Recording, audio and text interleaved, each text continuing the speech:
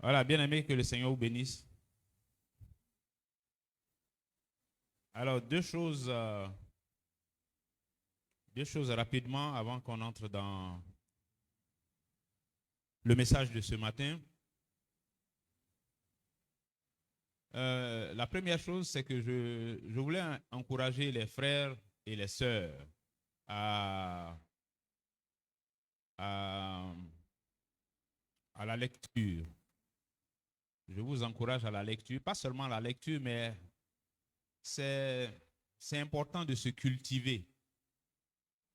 C'est important de se cultiver, c'est-à-dire, parfois on commet l'erreur de penser, dans le zèle là, on fait comme si euh, le seul livre que nous devons lire dès que nous devenons chrétiens, c'est la Bible. Donc, on lit la Bible et puis voilà, ça nous suffit. Oui, lire la Bible, c'est la chose indispensable qu'il faut faire pour nourrir sa foi. Donc, oui, c'est très important, c'est nécessaire même pour un chrétien de lire chaque jour les Écritures, de les étudier afin de bien connaître les desseins de Dieu, la pensée de Dieu, la parole de Dieu. C'est important. Mais en même temps que nous nourrissons notre esprit, l'intelligence a besoin d'être nourrie aussi. Hein. L'intelligence, là, c'est Dieu qui nous a donné. Hein. C'est-à-dire pas qu'on fasse comme si l'intelligence, c'est un faux truc qui est venu dans notre tête depuis que le péché arrive, on est devenu intelligent. Non. C'est Dieu qui nous a fait intelligents. C'est lui qui nous a donné l'intelligence. Et l'intelligence, là, ça fait partie des choses qui nous différencient du reste de la création. Donc, c'est important. Ça vient de Dieu. C'est un don de Dieu que nous soyons intelligents. Donc, il faut qu'on entretienne aussi notre intelligence. Il faut qu'on nourrisse notre intelligence. Et ça, c'est ce que j'appelle se cultiver là. Il faut s'informer. Il faut s'informer, faut être curieux quoi, pour connaître les choses autour de nous. Le monde dans lequel on est là, il faut qu'on le comprenne. Hein? Il faut qu'on comprenne ce monde-là dans lequel on vit, où le Seigneur nous a laissés, comme des brebis au milieu des loups. On doit comprendre ce monde-là, on doit le connaître. Pas pour faire comme lui, mais justement pour savoir éviter de se retrouver dans des choses... parce que c'est des choses tellement complexes, tellement compliquées. Il y a toujours des sujets qui sortent de nulle part là et puis qui sont là. Donc, c'est bon, il faut se cultiver. Il ne faut pas qu'on soit des chrétiens, les chrétiens du 21e siècle là. Il ne faut pas qu'on soit des chrétiens, je ne sais pas, on est borné d'une manière et puis on ne connaît pas la société dans laquelle on est, et puis on se réfugie derrière une piété hein, qui est bloquée. Il faut être pieux. Il ne faut pas faire de compromis. D'accord? Notre foi, là, on ne mélange pas ça avec les choses du monde. Ce n'est pas ce que j'ai dit. Mais je parle de se cultiver pour être curieux, comprendre les choses. En plus de la Bible que tu lis, là, il faut lire d'autres livres aussi. Il faut lire d'autres livres. Des livres d'histoire, des livres de quoi hein, les élèves, les étudiants, là, surtout. Lisez. Lisez. Ce n'est pas seulement quand vous êtes à l'école et puis on vous oblige à lire là, que vous allez lire. Si on vous oblige à lire, c'est parce qu'on sait que c'est utile pour nourrir votre intelligence et puis pour vous ouvrir l'esprit aussi sur la société dans laquelle on est. C'est très important, bien aimé. C'est très important. Parce que, vous savez, nous, en tant que chrétiens, toutes les questions de société, là, ça nous concerne. Hein? Faut écouter ce qui se passe. Nous, on est en Côte d'Ivoire, non? Écoutons aussi ce qui se passe en Côte d'Ivoire, ce qui se passe dans nos sociétés, ce qui se passe dans la vie du pays. Écoutons ça aussi. Écoutons ça. Donc, il faut être curieux. C'est pour ça que les outils de communication qu'on a, les réseaux sociaux, machin, tout ça là, quand vous allez là-bas, n'allez pas pour vous balader les vidéos qui font rire, et puis voilà. Non. Cherchez la connaissance, l'information, cherchez à vous cultiver. Il y a tellement de choses qu'on peut et qu'on doit explorer et tout ça. Tout ça, c'est des choses qui sont importantes. Donc, on n'a qu'à faire ça. Maintenant, deuxième chose, ça nous concerne, nous, l'Église, de façon plus spécifique. Une des choses qui nous manque, c'est qu'on est plus prompt, on est plus rapide à faire des reproches. On est plus rapide à faire des reproches qu'à apprécier. Vous voyez, non? Pourtant, on a des qualités, chacun de nous. On a des défauts, c'est vrai, mais on a des qualités aussi. Il y a des trucs qui sont bien quand même dans nous, ou bien tout n'est pas mauvais, il y a des trucs qui sont bien. Et il faut qu'on s'habitue à ça. Il faut qu'on s'habitue à ça. Il y a des bonnes choses chez les frères, il y a des bonnes choses chez les sœurs. C'est bon de les encourager dedans. C'est bon. On doit s'encourager. On doit s'encourager. On regarde, on remarque quelque chose de bon, de positif dans la vie du frère, dans la vie de la sœur. Et puis, on l'encourage dedans. Vraiment, ça me plaît. Quand tu es comme ça, ce que je vois chez toi là, ça me plaît vraiment. Ça me plaît. C'est important. Amen. Voilà. Bon, en fait, tout ça, ça nous donne le temps, parce qu'aujourd'hui, ce dont nous allons parler, on va parcourir ensemble ce que j'ai appelé 10 conseils de vie pour les chrétiens. 10 conseils de vie pour l'Église. C'est-à-dire, aujourd'hui, là, on va ouvrir la parole de Dieu et puis on va donner conseil sur la vie chrétienne pratique, ok, sur des choses pratiques de notre marche avec le Seigneur. Donc, c'est de ça que nous allons parler. Et puis, ma prière, c'est que le Seigneur puisse nous renouveler dans ces différents aspects qu'on va aborder, qui va nous permettre d'aborder. Que Dieu nous renouvelle dedans et puis qu'on puisse s'améliorer là où on a besoin de s'améliorer, qu'on puisse commencer, si on n'était pas dedans, qu'on puisse commencer ça et que ça devienne notre façon de faire, notre façon de marcher dans la foi. Alors, le premier conseil que nous avons ce matin, c'est en tant que chrétienne, sois motivé. Sois motivé et puis il faut mesurer tes progrès. Sois motivé et puis mesure tes progrès. C'est-à-dire, il ne faut pas marcher dans le Seigneur, marcher dans la vie chrétienne comme ça, sans toi-même comprendre où tu vas et comment tu es en train de progresser, comment tu es en train d'avancer. Il faut que toi-même tu sois capable. Toi-même, tu dois être capable de porter un jugement sur ta propre vie. Ça, c'est important. Il faut que tu sois capable de porter toi-même un jugement sur ta propre vie. À la lumière des Écritures, bien sûr. Il faut que tu sois capable de porter un jugement sur ta propre vie, sur ta marche avec le Seigneur, ta façon de vivre la vie chrétienne. Toi-même, chacun de nous doit être capable de porter un jugement sur lui-même, sur la façon dont il fait, la façon dont nous vivons notre marche dans le Seigneur. Mais je dis bien sûr à la lumière des Écritures. Lisons 1 Thessaloniciens chapitre 4, le verset 1. C'est ça, 1 Thessaloniciens chapitre 4, le verset 1.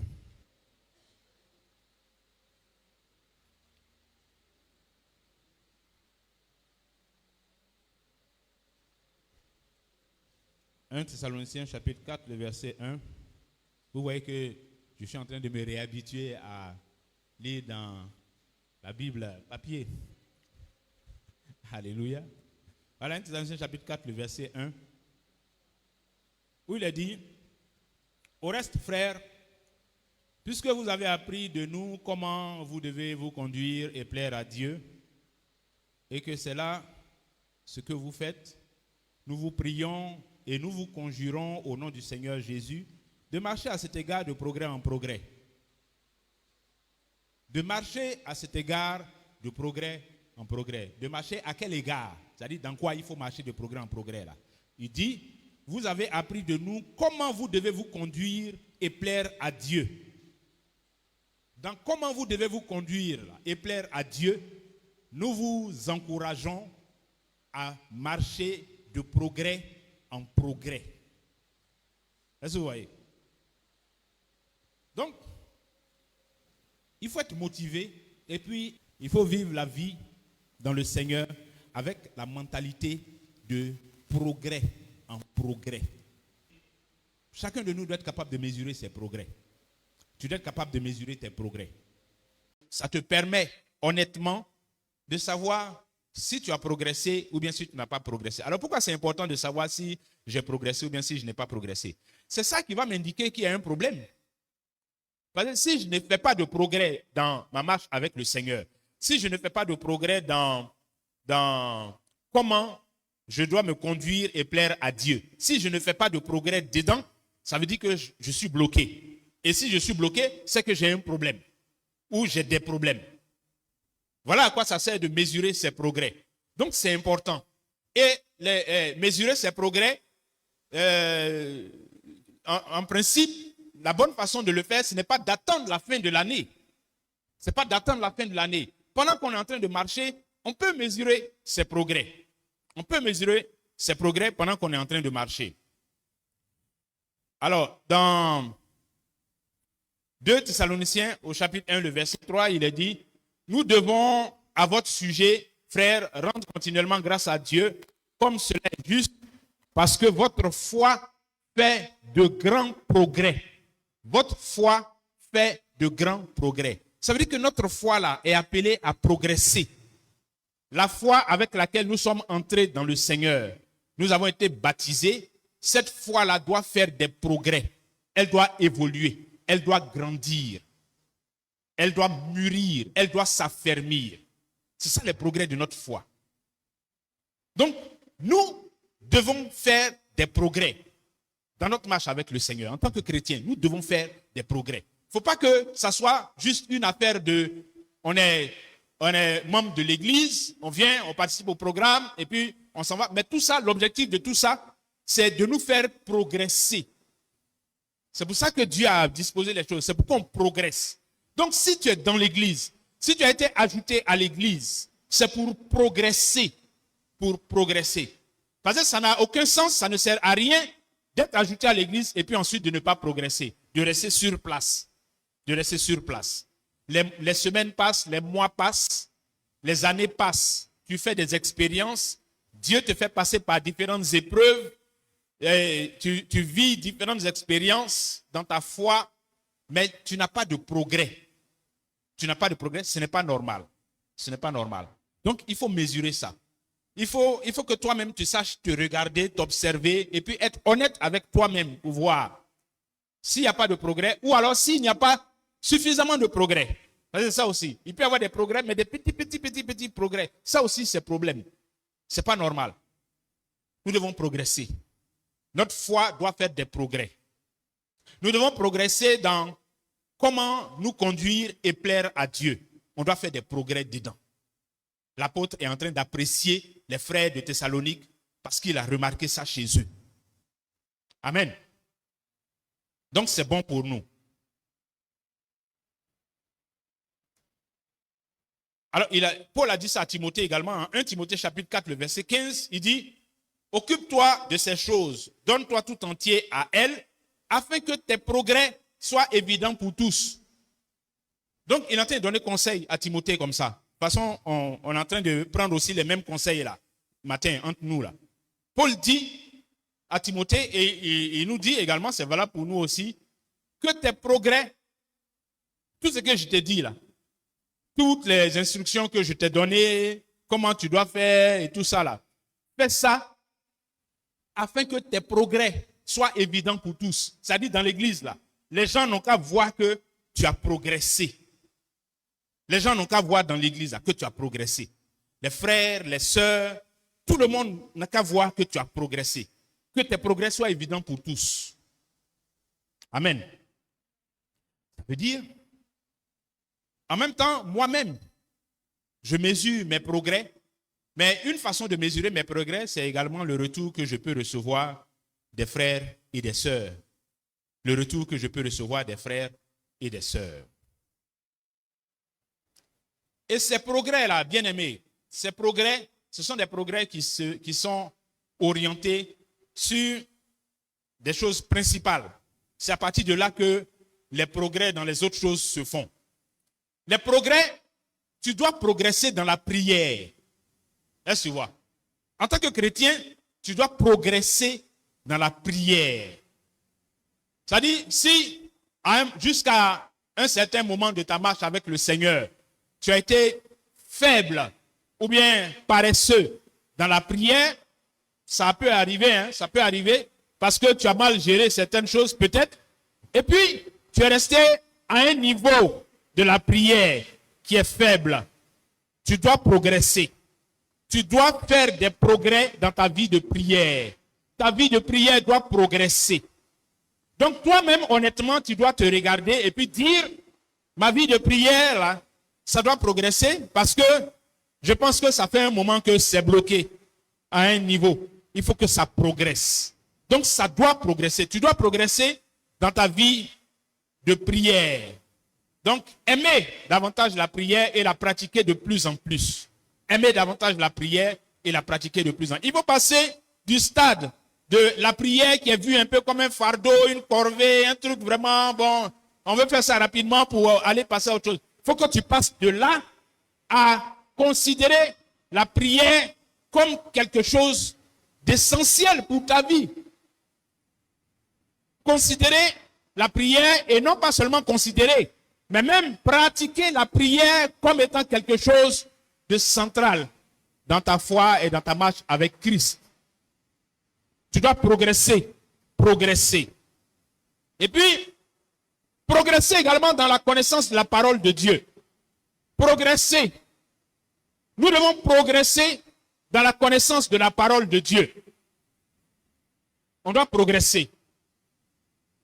Dans notre façon de lire la Bible, dans notre façon de lire la Bible, si tu es quelqu'un qui lit 2 versets chaque semaine, tu dois progresser. Si tu es quelqu'un qui lit un verset aujourd'hui, demain, tu ne lis pas. Après demain, tu ne lis pas. Et puis l'autre jour là-bas, tu lis 3 versets. Et puis après, tu ne lis pas. Et puis après, un jour, tu te rappelles, tu lis. À partir de là, tu dois progresser pour devenir quelqu'un qui lit un verset chaque jour. Et puis, si toi, tu lis déjà un verset chaque jour, tu dois progresser pour lire un paragraphe chaque jour. Après, tu lis un chapitre chaque jour.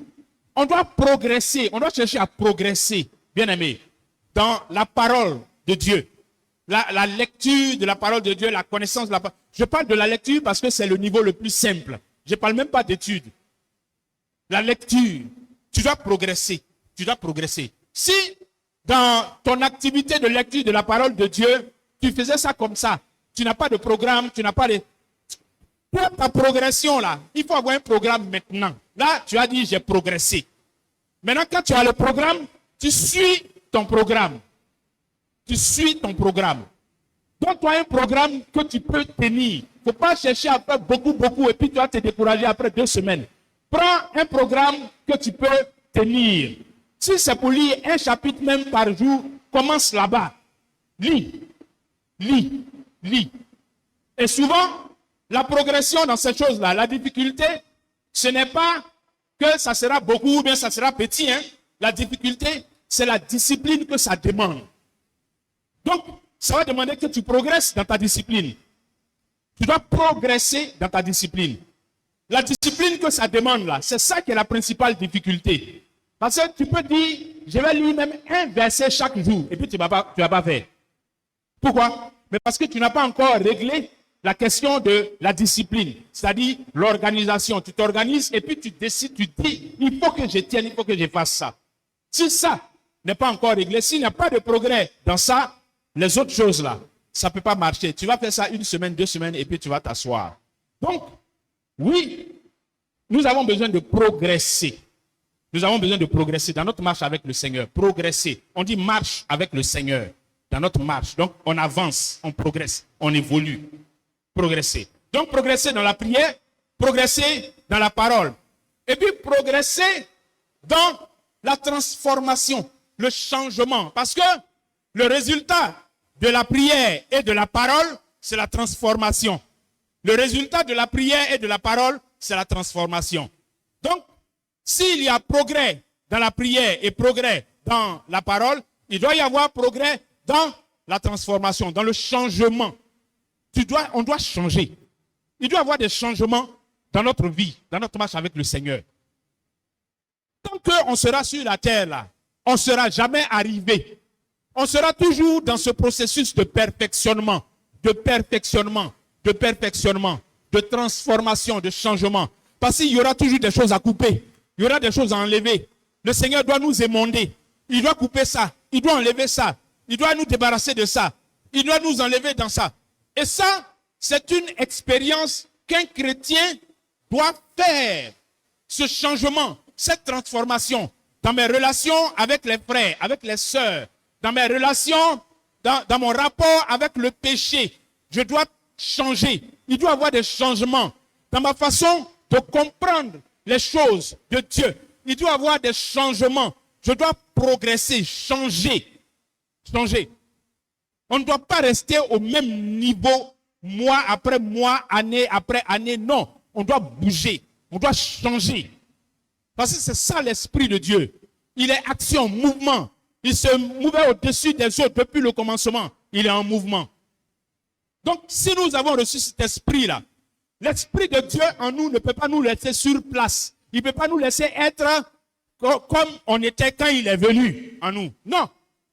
L'Esprit vient pour nous conduire. Le Seigneur dit, quand il sera venu, il vous conduira dans. Ça veut dire l'Esprit vient pour nous prendre de quelque part, nous emmener quelque part. Il nous conduira dans. Donc, quand nous avons reçu l'Esprit de Dieu, ça se démontre et ça se prouve par les progrès que nous faisons. C'est où il y a la vie, là, qu'il y a progrès, il y a développement. Où il n'y a pas de vie, il n'y a pas de développement, il n'y a pas de progrès. Donc, si nous avons l'esprit de vie en nous, eh bien, bien aimé, notre esprit doit être vivifié par cet esprit. Et comme nous sommes vivifiés par cet esprit, ça veut dire que nous changeons d'état, nous changeons de position, nous changeons de comportement, nous changeons d'attitude, nous changeons de mentalité, nous changeons, changer, transformer. C'est ça. Amen.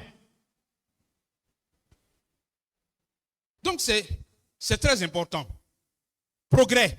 En tant que chrétien, nous devons connaître des progrès. On doit être motivé et puis mesurer les progrès que nous faisons. Mesurer les progrès que nous faisons.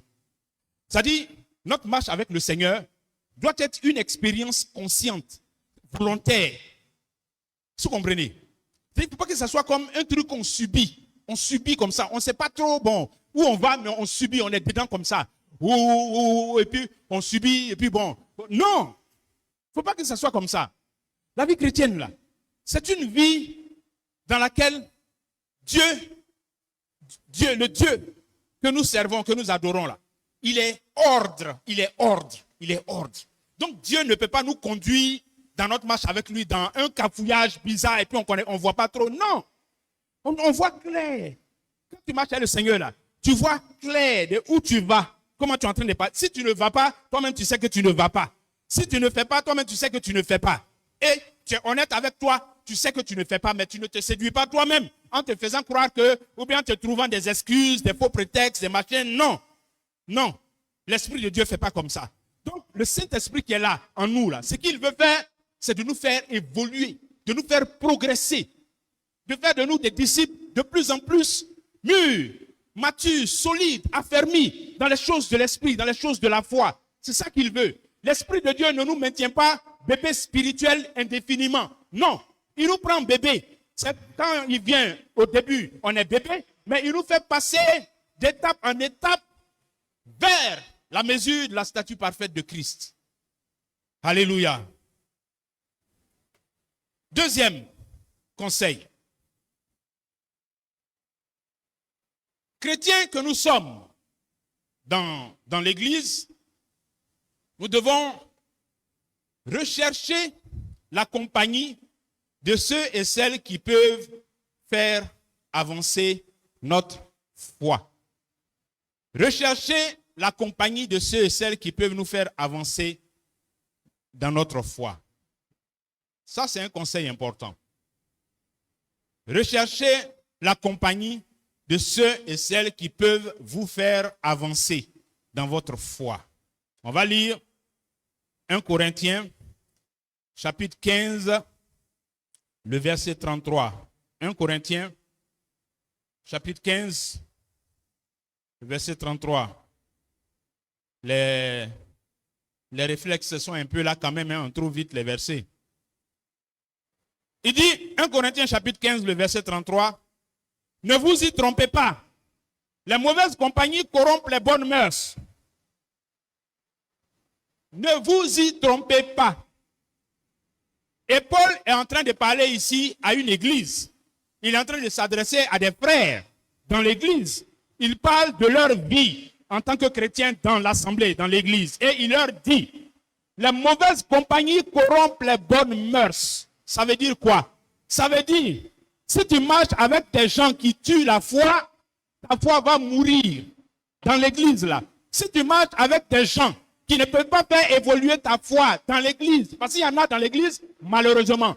Si c'est ceux-là qui sont tes bras droits, tes CP, je ne sais pas quoi, et tu es collé serré avec eux, ils vont faire mourir ta foi. Eux-mêmes là, ils ont problème. Ils ont besoin d'être soutenus pour monter. Ils ont besoin d'être soutenus pour se lever. Mais c'est à eux là tu vas t'attacher. La mauvaise compagnie corrompt les bonnes mœurs. Ton bien que tu étais, tes bonnes dispositions de cœur avec lesquelles tu étais dans l'église, et puis tu marchais, et puis tu avais un zèle qui était en train de se construire, même si tu n'étais pas encore là-bas, mais tu étais en train de construire ce zèle-là dans ta marche avec le Seigneur, et puis tu as trouvé que c'est un, ou bien une comme ça là, que tu vas aller t'attacher à lui, ou bien à elle, il va tuer le petit que tu étais en train, le Saint-Esprit était en train de construire là. Bien aimé, les mauvaises compagnies corrompent les bonnes mœurs.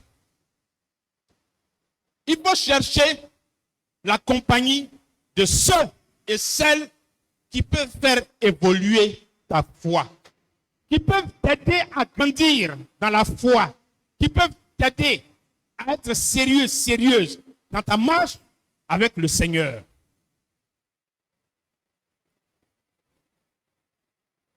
En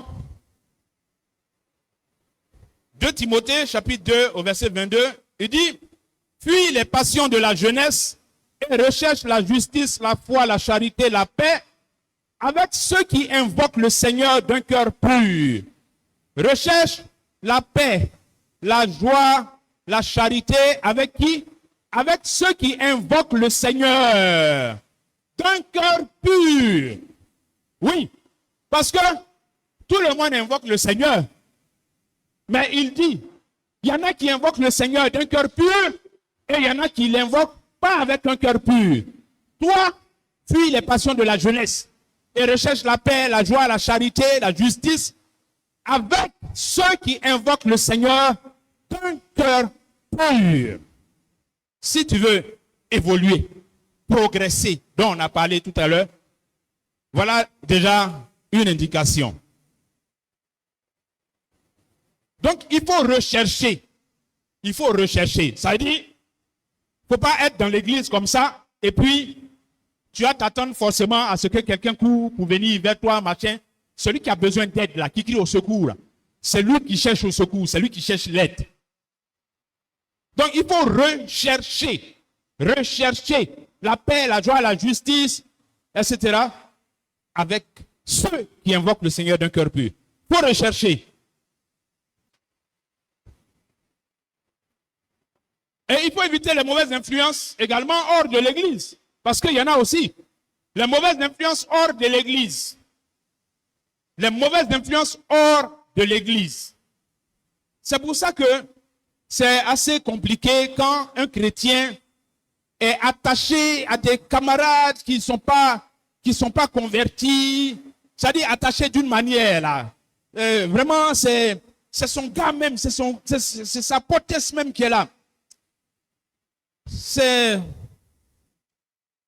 tu cours le risque de te mettre sous l'influence de quelqu'un qui ne voit pas la vie comme toi.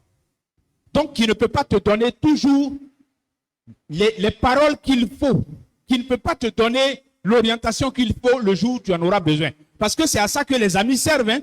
Les amis servent à ça. Les amis sont là pour que le jour où j'ai besoin de parler à quelqu'un, je puisse lui parler. Mais si c'est des choses qui concernent ta foi, celui ou bien celle que tu appelles ton ami et qui n'est pas converti, là, je ne suis pas sûr que c'est vers lui ou bien vers elle que tu vas partir pour lui expliquer, parce que lui-même, il a besoin du Seigneur. Elle a besoin du Seigneur. Donc, il faut faire attention et éviter les mauvaises influences hors de l'église également. Faites très attention. Amen. Voilà. Oui, c'est des choses pratiques, hein, des choses pratiques. Et puis, troisième conseil.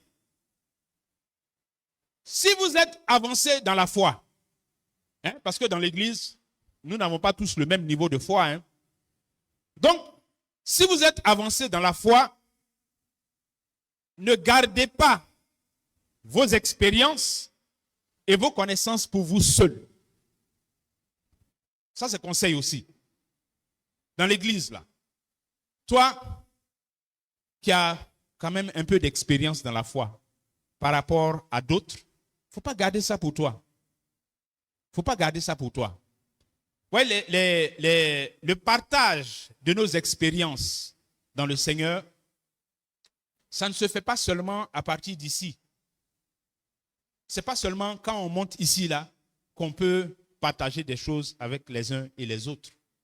Et j'ai envie de dire même généralement même, les partages auxquels les gens sont plus attentifs et plus sensibles même, c'est ce qui se passe en bas. Ce qui se passe au quartier, ce qui se passe à la maison. C'est ça, dans nos relations de tous les jours. C'est ça. Donc, ce que tu as de plus que le frère ou bien la sœur en termes d'expérience dans la vie chrétienne, en termes de connaissances et tout ça, il faut partager ça avec les autres. 1 Pierre chapitre 4, le verset 10 nous dit, comme de bons dispensateurs des diverses grâces de Dieu, que chacun de vous mette au service des autres le don qu'il a reçu. Que chacun mette au service des autres le don qu'il a reçu. Le don que j'ai reçu, les Écritures me demandent de mettre ça au service de chacun. Les dons que chacun a reçus, ce n'est pas pour lui-même. Ce n'est pas pour elle-même. C'est pour mettre ça au service des autres, pour aider les autres, pour accompagner les autres dans leur marche avec le Seigneur. Pour les accompagner. Ils ont besoin, la sœur a besoin à un moment donné d'être exhortée. Ce qui est en train de lui arriver là, toi tu as déjà marché dedans. Tu connais ça. Les paroles qu'il faut pour le consoler ou bien pour la consoler là, ça est dans ta bouche, ça est dans ton cœur. Il faut lui donner. Il faut lui donner ces paroles-là. La manifestation des dons spirituels même. Vous voyez, la manifestation des dons spirituels. Quelqu'un qui a été béni par un don de guérison, par exemple, ne doit pas dormir avec son don de guérison. Pendant qu'il y a des gens dans l'assemblée qui ont besoin de ça.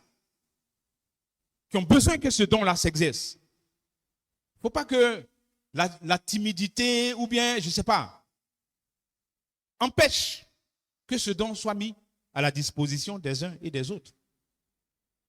Parce que vous savez, le Seigneur, il exauce nos prières. Mais bien qu'il exauce nos prières, à des personnes, il a fait des dons. Est-ce que vous voyez ça? À des personnes, il a fait des dons. C'est-à-dire, je peux prier pour, comme la sœur a rendu témoignage tout à l'heure. Le pasteur a prié pour elle, elle a été guérie. Ok? Alors, oui, dans son témoignage, c'était le pasteur. Mais elle aurait pu être visitée par une bien-aimée ou bien un bien-aimé chez elle à la maison qui a le don de guérison. Et puis qui prie, et puis elle est guérie. Donc, ce n'est pas nécessairement une affaire de pasteur ou bien d'ancien ou bien de diacre. C'est une affaire de don. Et le don que tu as reçu, tu dois le mettre au service des autres.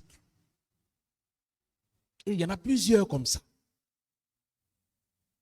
C'est pour qu'on puisse mettre ça au service les uns des autres, que le Seigneur nous donne ça, qu'il distribue ça dans l'église, qu'il n'a pas donné à tout le monde, enfin, tout à une seule personne. Il n'a pas donné tout à une seule personne. Sinon, imaginez comment la personne allait se prendre. C'est-à-dire, on est dans l'église ici, et puis il y a un qui a tous les dons spirituels là. Et puis nous, on est là, maintenant, on les regarde. Dieu n'a pas fait comme ça. Dieu a éparpillé ça, il a distribué. Donc, apprenons à mettre ça au service les uns des autres. Amen. C'est important. En Colossiens 3,16, il est dit que la parole de Christ habite parmi vous abondamment. Instruisez-vous et exhortez-vous les uns les autres en toute sagesse. Instruisez-vous et exhortez-vous les uns les autres en toute sagesse. Que la parole de Dieu, que la parole de Christ habite abondamment parmi vous. Que la parole de Christ habite abondamment parmi vous. Ce que je connais des Écritures, ce que j'ai compris dans la parole de Dieu, et qui peut apporter un éclairage à mon frère, à ma soeur, qui peut-être marche de façon un peu tordue par ignorance, parce qu'il ne sait pas que c'est mauvais ou bien il ne sait pas que c'est mauvais, je peux lui apporter cet éclairage-là. Sur la base de ce que moi j'ai compris, que j'ai reçu du Seigneur là, dans sa parole. Ça, j'ai compris ça là. Et je vis ça, et je vois les effets. Je peux apporter ça aux frères, je dois apporter ça aux frères. Lui partager cette instruction, lui partager cette exhortation. Il ne faut pas que nos causeries entre nous là, ça soit à Sec Africa seulement. Il ne faut pas que ça soit des causeries de tout sauf la parole de Dieu. Non. C'est ça, que la parole de Christ habite abondamment. Il dit abondamment. C'est-à-dire qu'il faut que la parole de Christ dans nos causeries, dans nos rapports, dans nos visites, dans nos relations, dans nos échanges, dans nos communications, la parole de Dieu n'a qu'à être présente avec abondance. Il doit y avoir beaucoup, même la parole de Dieu dit non, beaucoup. Ça ne doit jamais manquer dans nos bouches. Les uns pour les autres. Donne la parole de Dieu au frère. Donne-lui la parole de Dieu qui est dans ton cœur là. Donne-lui ça. Partage ça avec lui. Partage ça avec elle. Toi aussi, partage la parole de Dieu que tu as dans ton cœur, que tu as reçu à travers les enseignements, les prédications, que ce que tu as reçu, partage avec moi aussi. Ça va m'édifier. Ça va m'édifier. Ça va m'encourager à continuer. Ça va m'encourager à ne pas me décourager, à persévérer. Ça va m'encourager. Ça va m'éclairer à prendre de bonnes décisions. Ça va m'aider. Donc, partage ce que tu connais là avec moi. Et moi aussi, je dois partager ce que je connais là avec toi. Amen. On peut s'appeler même au téléphone. Communication de 1 minute seulement. Petite exhortation simple pour la journée, pour le frère, pour la soeur. Elle est bénie. On a parlé 1 minute. On n'a pas dit de parler beaucoup. 1 minute seulement. Amen. Que la parole soit abondante parmi nous. Que la parole de Dieu soit abondante parmi nous. Alléluia. En Actes chapitre 8 au verset 30, il est dit, Philippe accourut et entendit l'Éthiopien qui lisait le prophète Ésaïe et il lui dit, comprends-tu ce que tu lis? Vous connaissez l'épisode de Philippe avec l'eunuque éthiopien. Est-ce que tu comprends ce que tu lis là, mon frère? Non. Viens m'expliquer. Et puis il lui explique. Oui. Les frères, les sœurs, on a donné un enseignement. Vous n'avez pas compris. Demandez.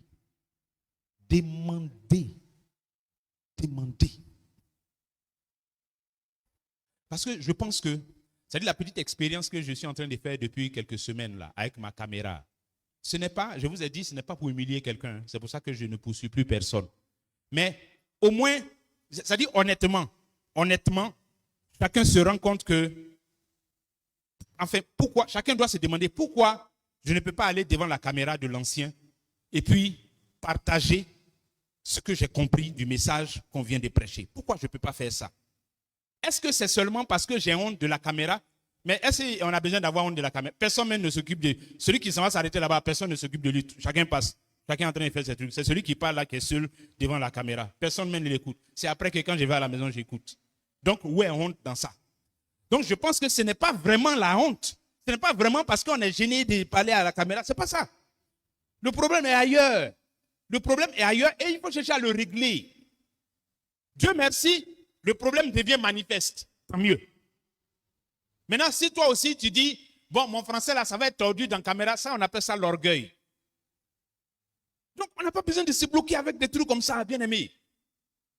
Quand tu viens et puis tu parles à la caméra et puis tu fais un petit résumé de ce que tu as compris là. Mais quand on poste ça dans le groupe là, peut-être c'est pour toi que tu as restitué là, c'est ça que quelqu'un va comprendre. Peut-être ici là, on a parlé gros français. D'autres n'ont pas compris. De toute façon, toi tu as expliqué là, dans ton français simple et puis tu dis tu as honte de ça là. C'est ça que la sœur entend et puis elle dit, ah, c'est ce que on a dit dans l'enseignement. Et puis il est édifié. Et puis elle est édifiée. Donc, dépassons ça, bien-aimés. Je vous invite à dépasser ça. Dépassons ça. Donc, la parole qu'on écoute, ou bien on lit la Bible, il y a des choses qu'on n'a pas comprises. On note. Et puis on cherche quelqu'un. Et quand il dit on cherche quelqu'un là, c'est vrai, on n'est pas beaucoup à enseigner ici. Mais ça n'empêche pas que, c'est pas parce que quelqu'un n'enseigne pas ici qu'il ne peut pas te donner une explication de quelque chose que tu as lu dans les Écritures que tu ne comprends pas. Donc entre vous là, entre vous, vous pouvez vous demander, sans honte, sans honte. Si je n'ai pas compris, je n'ai pas compris. Il n'y a pas honte dans ça. Mais j'ai envie de comprendre, c'est pour ça que je demande. Ici, là, ce truc-là, ce verset qui est là. J'ai lu, mais aujourd'hui, là, je faisais ma lecture, mais ce verset-là, vraiment, je n'arrive pas à comprendre. On va t'expliquer. Et quand on te donne une explication, c'est un éclairage que Dieu t'apporte. Quand tu reçois une explication, c'est un éclairage que Dieu t'apporte dans la connaissance de sa parole. C'est un éclairage. Et puis, peut-être c'est à toi aussi qu'on va venir demander. Mais il faut partager. Partager avec le frère. Il faut partager avec la soeur. Ce que tu connais, ce que tu as compris, ce que tu sais. Il faut partager ça. Mets ça à la disposition du frère, à la disposition de la soeur. Dans l'église, nous avons différents niveaux d'apprentissage. On a différents niveaux d'apprentissage. On apprend, on acquiert la connaissance dans les réunions que nous avons. D'accord? On apprend dans les réunions qu'on a. Et donc, les réunions de l'église, c'est un moment important pour ce partage-là. C'est un moment important pour recevoir aussi des parts dans ce mouvement de partage de ce que quelqu'un sait, ce que Dieu donne à quelqu'un pour qu'il le partage à l'assemblée. Donc, les réunions de l'église, c'est des temps d'apprentissage. C'est pour ça que ce n'est pas... Je ne comprends pas pourquoi les gens sont absents, c'est-à-dire négligents en ce qui concerne la présence dans les réunions de l'église. L'autre niveau d'apprentissage, c'est dans les temps seuls. Ouais, non? Dans les temps seuls. Et ça, chacun doit avoir ça. Chacun de nous doit avoir des temps seuls. Ensuite, pour la lecture de la parole de Dieu, pour la prière, chacun de nous, en dehors de ce qui se fait ensemble ici, quand l'église se réunit, mais chacun doit avoir des temps seuls de prière et puis de lecture de la parole de Dieu. Et puis, l'autre niveau d'apprentissage, c'est dans notre communion, dans nos échanges entre nous. Et c'est de ça que l'apôtre parle ici, que la parole de Dieu habite parmi vous abondamment. C'est un autre niveau d'apprentissage. On apprend les uns des autres. On reçoit les uns des autres. On donne, on reçoit. On donne, on reçoit. C'est comme ça, l'église. Donc, il faut qu'on tire le maximum de chacun de ces niveaux d'apprentissage. Dans les réunions de l'église, dans nos temps seuls, dans nos échanges entre nous, tout ça là. Il ne faut pas qu'on se coupe des uns. Ou bien il ne faut pas qu'on diminue la dose dans un. et puis on va donner l'avantage à l'autre. Non, tout ça, c'est important pour notre équilibre dans notre foi, dans notre marche avec le Seigneur. Amen. Et puis, quatrième conseil. Dans vos rapports avec les inconvertis, soyez intransigeants sur tout ce qui n'est pas bon pour votre foi ou votre témoignage. C'est-à-dire, comme Paul a dit, ce qui nous est demandé, nous en tant que chrétiens, ce n'est pas qu'on ne doit plus avoir de relation avec les inconvertis, sinon comment est-ce qu'on va leur partager le message de l'évangile? Mais ce qu'il dit, c'est que, étant au milieu des inconvertis, en 1 Pierre chapitre 2 verset 12, ayez au milieu des païens une bonne conduite, afin que là même où ils vous calomnient, comme si vous étiez des malfaiteurs, ils remarquent vos bonnes œuvres et glorifient Dieu au jour où il les visitera. Donc, au milieu des païens, au milieu des inconvertis, bien-aimés, le conseil ici, c'est il faut être intransigeant. Et quand il dit intransigeant, ça veut dire, si dans tes relations avec quelqu'un qui n'est pas converti, il ou bien elle peut t'influencer pour t'emmener, ou bien veut te suggérer de te mêler à des choses qui sont contraires à ta foi, il faut être dur.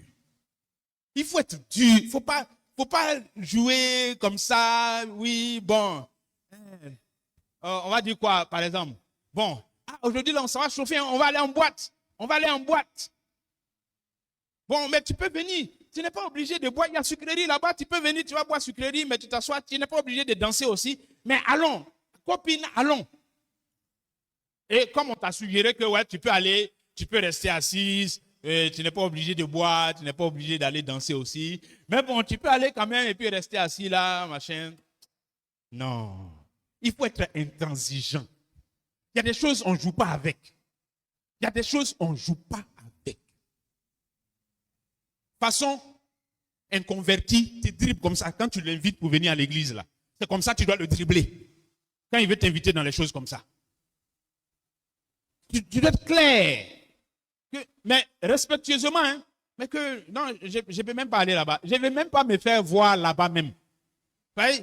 Moi, je considère que ce n'est pas un milieu pour moi. Donc, même si je peux être assis et puis je ne fais pas comme vous, mais je considère que ce n'est pas un milieu pour moi. Donc, je ne peux pas me retrouver là-bas. C'est comme si tu me dis, bon, moi, je vais prendre une petite dose de drogue là. Tu n'es pas obligé de fumer aussi, hein. Mais allons, tu restes assis, nous, on va te taper et puis on va partir. Pourquoi? Et puis j'ai dit, bon, au nom de ça, oui, allons. Puis je m'assois, puis ils sont en train de se taper. Non. Non. Moi, je dis, bon, j'ai pris l'exemple de la drogue, c'est vrai que c'est illégal, mais au-delà de son caractère illégal devant les hommes, là, c'est parce que ce milieu-là, ce milieu n'est pas mon milieu. Donc, je ne peux pas aller là-bas. Tout simplement. Donc, il faut apprendre ça aussi, à être intransigeant sur les choses qui peuvent corrompre ta foi ou ton témoignage. Les choses qui peuvent te salir ton témoignage. Dans tes rapports avec tes amis inconvertis, là, ne va pas dedans. Ne va pas dedans parce que tu veux préserver vos bonnes relations. Ne va pas dedans. Si vos relations doivent se gâter parce que tu as dit, je ne vous suis pas dans ça, là, ça n'a qu'à se gâter. Puisque je n'ai pas fait mal. Je dis, à cause de ma foi, je ne peux pas aller là-bas. Regardez, même Pierre. Quand Pierre, avant que Paul et les autres disciples n'arrivent, Pierre, je ne sais plus dans quelle ville il était là, si c'est à Jérusalem, je ne sais plus. Pierre, ce qu'il faisait, il partait manger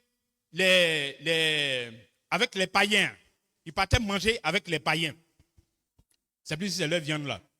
Il partait manger avec eux.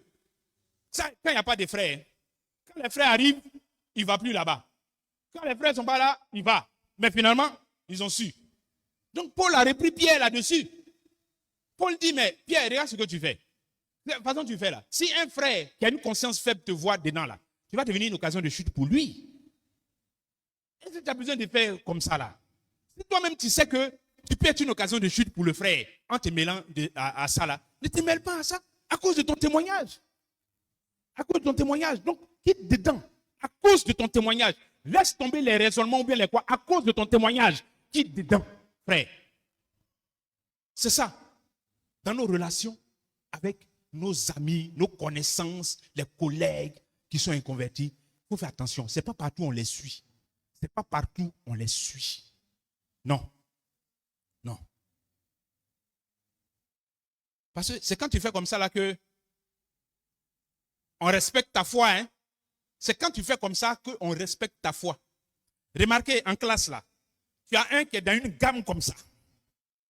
Et puis, il y a un autre qui est là. Lui, bon, de temps en temps, il est toujours dans les petits trucs, les petits décalages, les petits machins, tout ça. Les païens là, ils regardent. Hein? Le jour où ils ont envie de se moquer là, c'est de celui qui les suit là, c'est de lui, ils vont se moquer. Voilà, chrétien qui est là-bas. Toi, tu es avec nous ici. Donc, quand on parle de trucs comme ça, là, il faut enlever ta gamme dedans. C'est lui là qui est chrétien. Nous, on le voit ici. Ils savent. C'est le jour où ils vont avoir occasion là qu'ils vont te faire sortir ça. Et que tu seras désarmé. Mais c'est Dieu même qui permet ça. En 1 Pierre, chapitre 3, les versets 15 et 16, il est dit: mais sanctifiez dans vos cœurs Christ le Seigneur, étant toujours prêt à vous défendre avec douceur et respect devant quiconque vous demande raison de l'espérance qui est en vous. Voilà l'attitude que Pierre nous recommande. Étant toujours prêt à vous défendre avec douceur et respect. Ce n'est pas de leur jeter des trucs, des paroles dures à la figure. Non, non. Avec douceur et respect, vous défendre devant quiconque vous demande raison de l'espérance qui est en vous. Devant une situation où vous décidez que vous ne voulez pas vous mêler de ça, il faut que vous soyez prêts toujours à vous expliquer, à vous défendre. Vous dire pourquoi je ne peux pas me mêler de ça, pourquoi je ne peux pas faire ça aussi, pourquoi moi je dis que je ne veux pas ça aussi, moi je ne me mets pas dans ça aussi, pourquoi je dis ça. J'explique, mais avec douceur et respect. Avec douceur et respect. Vous savez, dans l'affaire de la foi, les gens qui ne sont pas convertis, ils respectent ceux qui sont rigoureux sur ce en quoi ils croient. Les gens respectent ça. Quand on voit quelqu'un qui est rigoureux sur sa foi, là, on le respecte. Mais bon, on peut railler un peu, mais au fond, là-bas, là, il y a du respect. Ça inspire le respect. Parce qu'on voit à quel point tu es sérieux, tu es sérieuse. 5e conseil. Soyez sympathique et aimable avec tout le monde. Et mettez à l'aise les personnes qui viennent vers vous. Ça, c'est les relations humaines que nous avons avec les gens qui ne sont pas avec nous ici dans notre église. Soyons sympathiques. C'est-à-dire, il faut être bien. Il faut être bien avec les gens. Même si tu ne les connais pas, il faut être bien. En tant que chrétien, on doit être comme ça. On est bien avec les gens. Avec des inconnus, je ne sais pas moi, on a pris un taxi, on est plusieurs dans le taxi. Il ne faut pas être désagréable avec les gens. Il ne faut pas être désagréable. Même si, bon, vous allez vous rencontrer là juste le temps du trajet dans le taxi et puis après, vous vous séparez. Quelque chose va se passer et tout ça. Il ne faut pas être désagréable avec les gens. Il faut être sympathique. Il faut être sympathique. Tu étais assis d'une manière là et puis l'autre voulait monter et tu ne t'es pas rendu compte que tu devais pousser et puis tu es resté. Et puis lui aussi, il attend pour monter, puis il attend pour monter. Mais pour pousser, il va monter. Il ne faut pas lui répondre. Il faut pousser, il va monter. Amen. C'est ça. Il faut pousser, il va monter ou bien elle va monter. Vous allez vous séparer tout de suite là. On n'a pas besoin de t'échauffer avec lui ou bien avec elle ou bien entrer dans les discours. Non. Non. Tu as dit au chauffeur que tu n'as pas monnaie. Tu arrives là-bas, le chauffeur, il veut faire ses trucs, tu lui donnes maintenant ton billet de 500. Et là, dans ce cas-là, lui, il va enlever 300 dedans. Au lieu de 200. Et tu ne lui as pas dit que tu n'avais pas monnaie. Oh, tu lui as dit. Et tu n'as pas dit qu'il y a monnaie. Tu n'as pas dit qu'il y a monnaie. Donne-lui les 300. Les 100 va. À cause de 100 francs ou bien 50 francs. Tu entres dans un discours avec un gars qui... non. Lui n'a rien à perdre. C'est toi qui as quelque chose à perdre. Tu es en train de perdre ta paix et ta tranquillité. Lui, ça va. Lui, c'est comme ça, il va faire toute la journée ce qu'il est en train de faire. C'est comme ça, c'est dans cette gamme, il va rester toute la journée. Toi, ce n'est pas ta gamme, il ne faut pas le suivre dedans. Libère-toi et puis, il n'a qu'à partir. Parce qu'après, on fait le ouh, et puis à la fin, on lui donne maintenant les 300. Ça a servi à quoi? Rien. Voilà, le libérer vite. Tu aurais économisé même tes neurones et tes énergies. Il y a des trucs, vraiment, il faut éviter quoi. Être bien avec les gens, c'est bon, hein, ça fait du bien. Philippiens 4, 5 dit que votre douceur soit connue de tous les hommes. Le Seigneur est proche. Regardez comment il dit ça. Que votre douceur soit connue de tous les hommes. Et puis il met à la fin, le Seigneur est proche. Le Seigneur est proche de la douceur là. Le Seigneur est proche. Que notre douceur soit connue de tous les hommes. Soyons doux. Soyons doux. Et que ce soit connu de tous les hommes. Ce n'est pas doux entre les frères et sœurs dans l'église seulement, de tous les hommes. De tous les hommes. Que ce soit connu de tous les hommes. Au marché, à l'école, au travail, au quartier, partout. Que notre douceur soit connue de tous les hommes. Et j'ai envie de dire, à commencer par la maison même. Hein? La douceur du mari là, doit être connue de sa femme. La douceur de la femme doit être connue de son mari. Notre douceur, la douceur des parents doit être connue des enfants. La douceur des enfants doit être connue des parents. Que votre douceur soit connue de tous les hommes. De tous les hommes. Soyons doux, hein? Soyons doux. Soyons doux. Soyons doux. Proverbe chapitre 15, le verset 1 dit, une réponse douce calme la fureur, mais une parole dure excite la colère. Une réponse douce, là, ça évite pas là.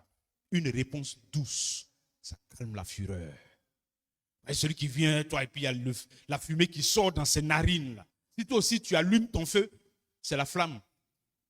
Mais quand il vient, la fumée dans ses narines, tu lui donnes une parole douce. Tu le tues en même temps. Tu tues ses colères et puis ses machins là. Parole douce. Apprenons ça aussi. Hein. Le Saint-Esprit fait ça aussi. Hein. Le Saint-Esprit fait ça. Apprendre à donner une réponse douce, à parler avec douceur, calmement, devant, je sais pas, des situations, douceur. Ça fait partie du fruit de l'esprit. Parole douce, calme la fureur.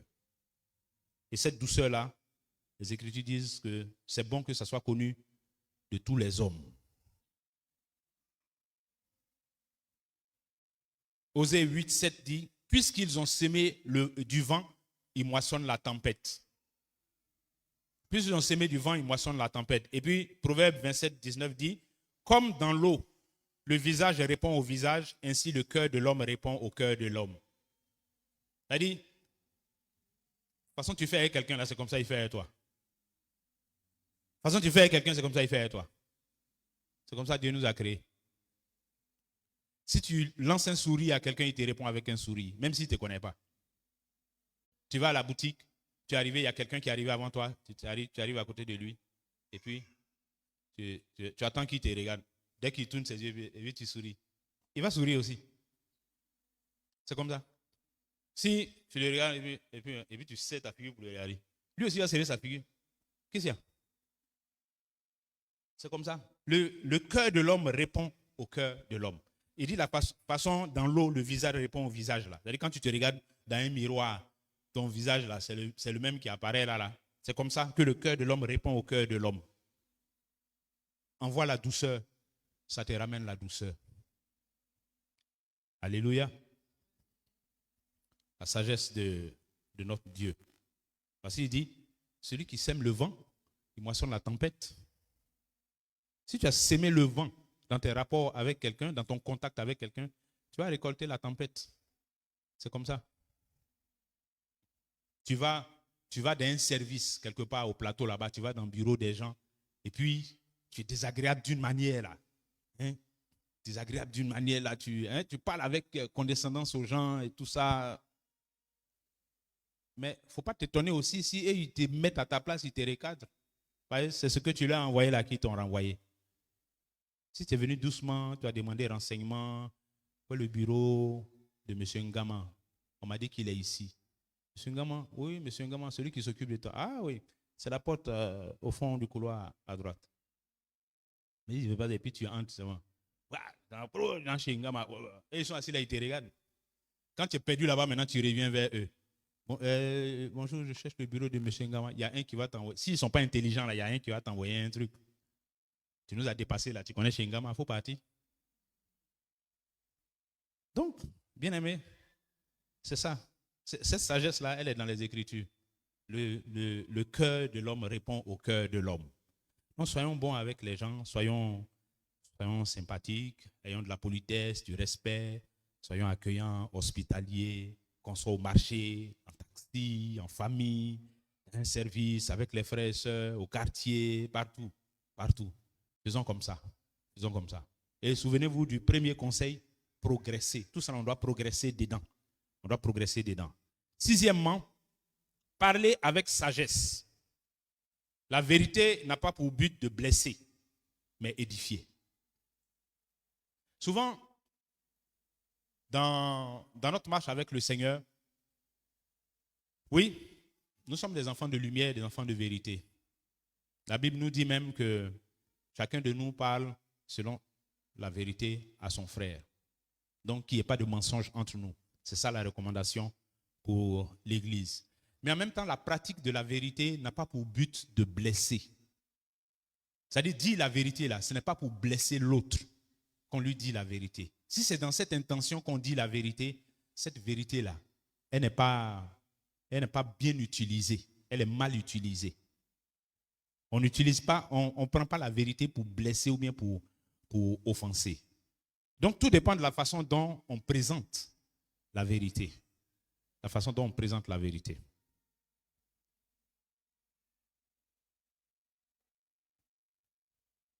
Colossiens chapitre 4, le verset 6 dit « Que votre parole soit toujours accompagnée de grâce, assaisonnée de sel, afin que vous sachiez comment il faut répondre à chacun. » Que votre parole soit toujours assaisonnée, accompagnée de grâce et assaisonnée de sel.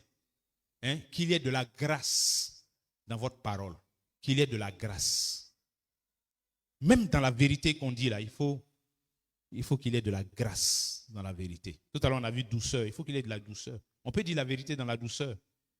Et puis, la raison pour laquelle on dit la vérité aux frères, aux sœurs ou bien à d'autres personnes, c'est pour que cette vérité-là puisse servir à quelque chose.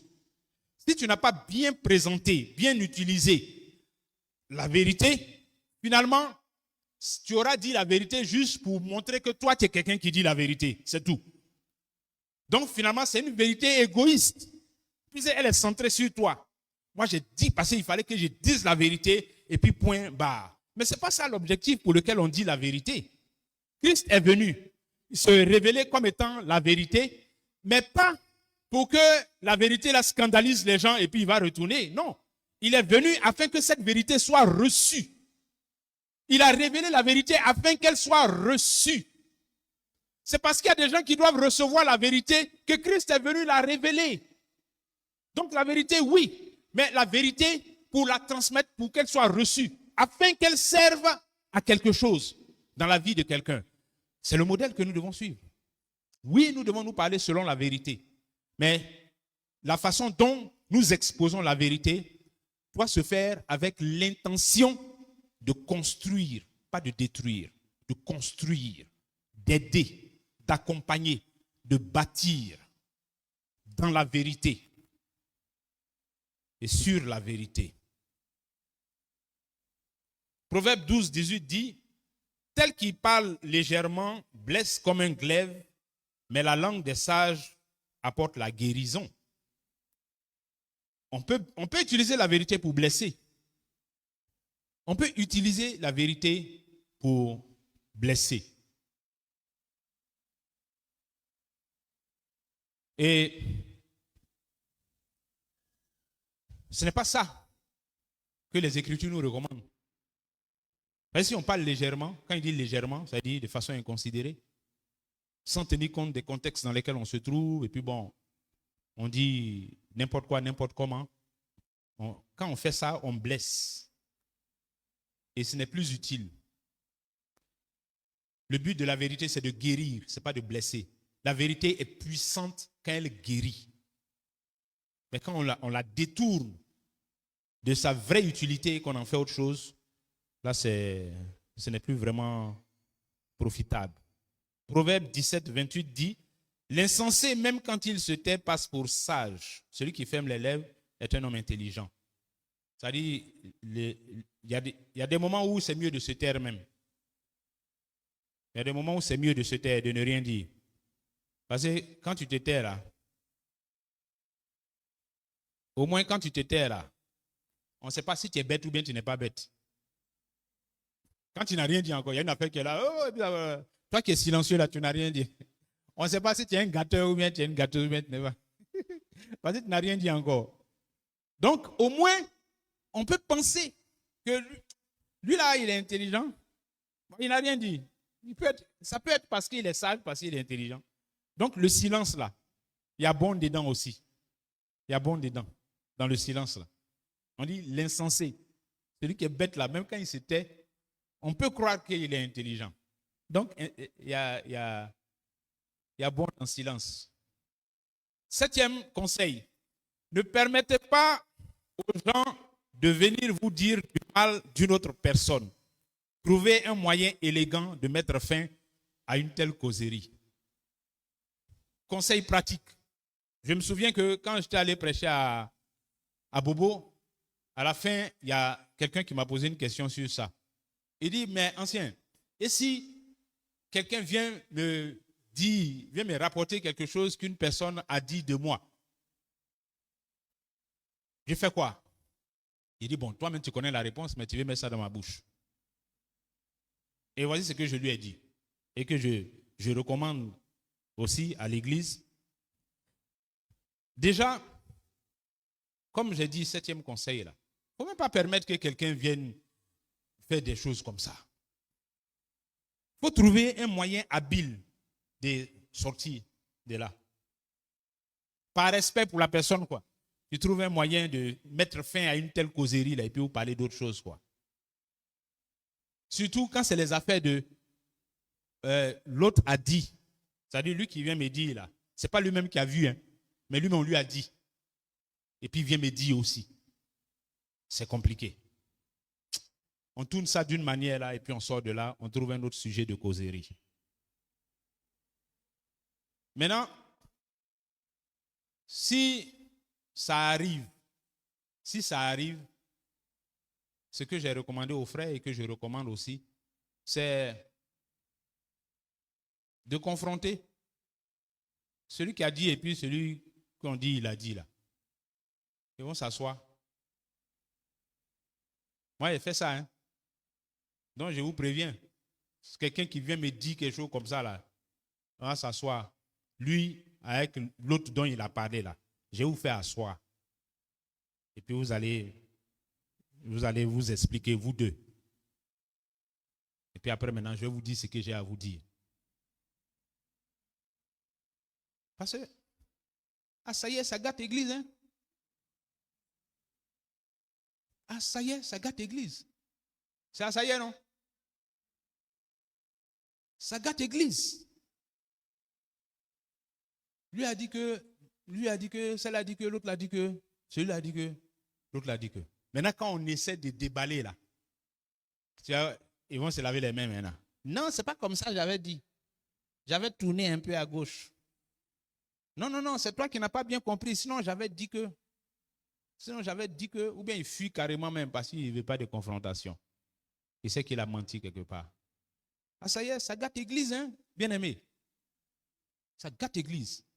Donc, non seulement vous-même, je vous recommande vivement de ne pas faire assaillir, mais ne laissez pas quelqu'un venir faire assaillir dans vos oreilles. Ne laissez pas ça. Maintenant, si c'est arrivé, confrontez. Si vous avez confronté 2 assaillants comme ça, là, vous allez voir, ils vont vous barrer de leur liste. Si ça ne les a pas délivrés pour qu'ils arrêtent complètement, vous serez barrés de leur liste. Ils ne vont plus jamais venir vous donner encore. Donc ça, c'est important. Le proverbe 26-20 dit, faute de bois, le feu s'éteint.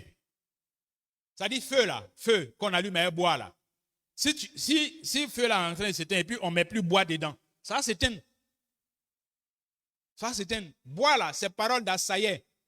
Si on met bois dedans encore, ça dit tant que tu écoutes les assailleurs là, c'est le feu, ils sont en train d'allumer seulement. Et ça prend seulement, ça prend. Ils envoient leur bois. Faute de bois, le feu s'éteint. Si on arrête de mettre bois dedans, le feu va s'éteindre.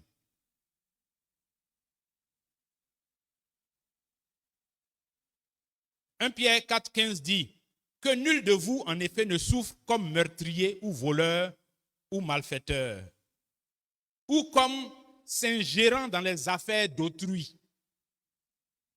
Que nul de vous ne soit connu comme quelqu'un qui s'ingère dans les affaires des autres. Que nul de vous ne souffre parce qu'on l'a attrapé en train de s'ingérer dans les affaires des autres. Pierre dit, on ne doit pas faire ça. S'ingérer dans les affaires des autres. Arrêtez ça. Bérer.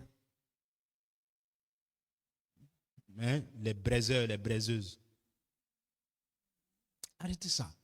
C'est pas bon. C'est pas bon. Chacun n'a qu'à s'occuper de ses affaires. Que chacun s'occupe de ses propres affaires. On a tellement de choses à gérer. Maintenant, si quelqu'un vient et puis il te parle oui, l'autre là a dit que toi, tu es comme ça. Je lui demande, et puis tu lui as dit quoi quand il t'a dit ça? Quand il t'a dit ça là, tu lui as dit quoi? Tu n'as rien dit. Vous avez causé. Toi-même, tu as ajouté ton bois au feu jusqu'à... Maintenant, tu viens me dire. Il fallait venir à lui. Là, lui va me dire aussi ce que tu as dit. Affaire là, quand on va commencer à ouvrir, mais on va voir que toi-même, tu as mis pour toi dedans aussi.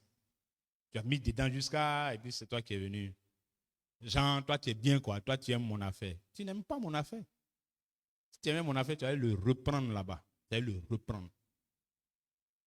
Et puis, même, peut-être, si tu viens me dire maintenant, tu vas ajouter ça dessus. Il a dit ça, je l'ai repris. Tu n'aimes pas mon affaire? Arrêtez ça. Quand c'est quoi là? Si tu ne peux pas faire taire la personne, il faut quitter là.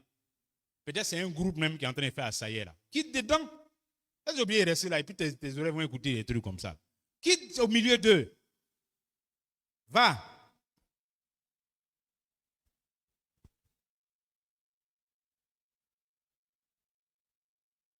Huitième conseil. Ne vous vantez pas et ne vous comparez pas aux autres. Ne vous vantez pas et ne vous comparez pas aux autres. Proverbe 27, 1 dit, ne te vante pas du lendemain car tu ne sais pas ce qu'un jour peut enfanter. Ne te vante pas du lendemain. Mais avant de parler de se vanter du lendemain même, pour aujourd'hui là même, il ne faut pas te vanter de ça. Pour aujourd'hui là même, il ne faut pas te vanter de ça. 1 Corinthiens 13, 4 dit, l'amour est patient. Il est plein de bonté, l'amour n'est point envieux, l'amour ne se vante point, il ne s'enfle point d'orgueil. Se vanter, bien aimé. Romains 12, 3 dit, par la grâce qui m'a été donnée, je dis à chacun de vous de n'avoir pas de lui-même une trop haute opinion, mais de revêtir les sentiments modestes selon la mesure de foi que Dieu a départi à chacun. Il faut avoir des sentiments modestes. Il ne faut pas avoir de toi-même une trop haute opinion. C'est-à-dire qu'il ne faut pas te voir trop supérieur aux autres. Il ne faut pas te voir tu es mieux que les autres. Ça, c'est de la vantardise. Dieu n'aime pas ça. Dieu n'aime pas ça. Il ne faut pas regarder les autres de haut. Tu regardes les autres de haut comme ça. Non. Non, Dieu n'aime pas ça.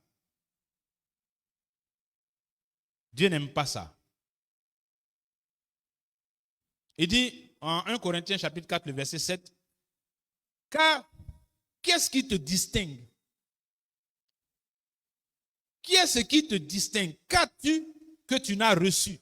Et si tu l'as reçu, pourquoi te glorifies-tu comme si tu ne l'avais pas reçu? C'est-à-dire ce que tu regardes et puis tu dis que tu es supérieur à l'autre là. Tu as enlevé ça où? Ce n'est pas toi qui as fabriqué, c'est Dieu qui t'a donné.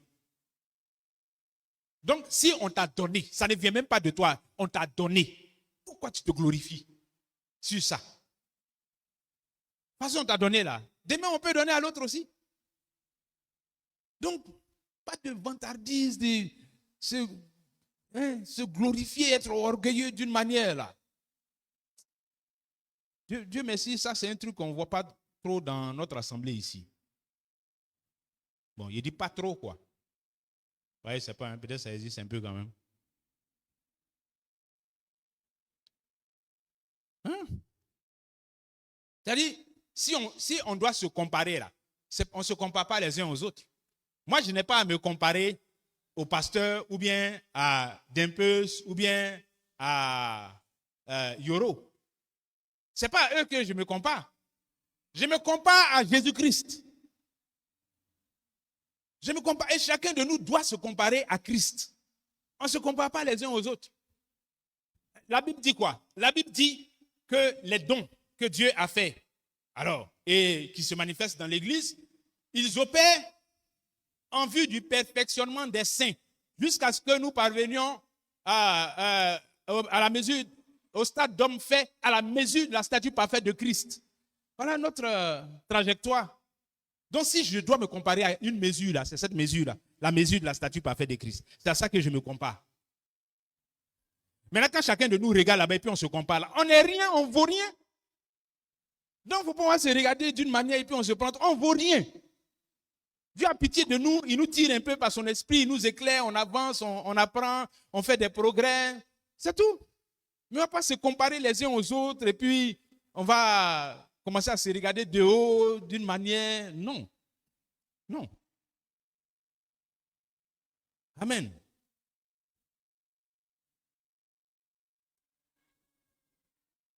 Neuvième conseil, ne partagez pas les confidences de quelqu'un avec une autre personne sans son accord.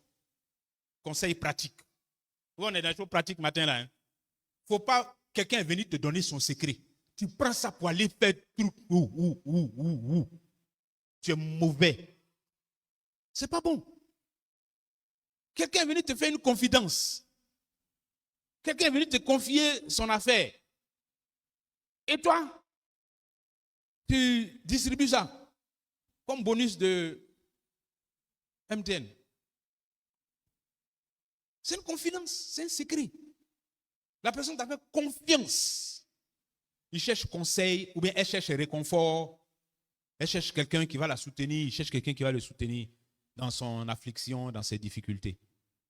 Donc, il est venu s'ouvrir à toi. Il faut garder. Il faut garder. Il faut garder.